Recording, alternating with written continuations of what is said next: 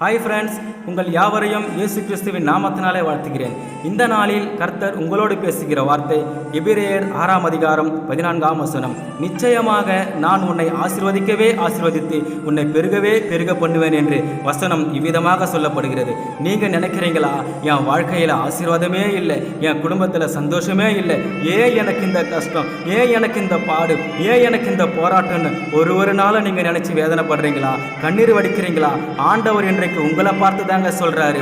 பாலைவனமாக இருக்கிறவங்க வாழ்க்கையில், வனாந்தரமாக இருக்கிறவங்க வாழ்க்கையில், பட்டு போயிருக்கிறவங்க வாழ்க்கையில் ஜீவ தண்ணீரை ஊற்றி ஓங்கி வளருகிற கேதுரு மரங்களை போல செழிப்பான ஆசீர்வாதம் நிறைந்த வாழ்க்கையா மாற்ற போறாருங்க.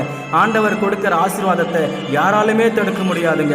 நிச்சயமாகவே ஆண்டவர் உங்களை ஆசீர்வதித்து இப்பொழுது இருக்கிறதை பார்க்கிலும் 1000 மடங்கு உங்களை பெருக பண்ண போறாருங்க. விசுவாசிங்க. வானத்தின் பல கனிகளை திறந்து இடம் கொள்ளாமல் போக மட்டும் உங்களை ஆசீர்வதிப்பாருங்க. வசனத்தை நம்புங்க, விசுவாசிங்க. கர்த்தர் உங்களை ஆசீர்வதிப்பார். God bless you.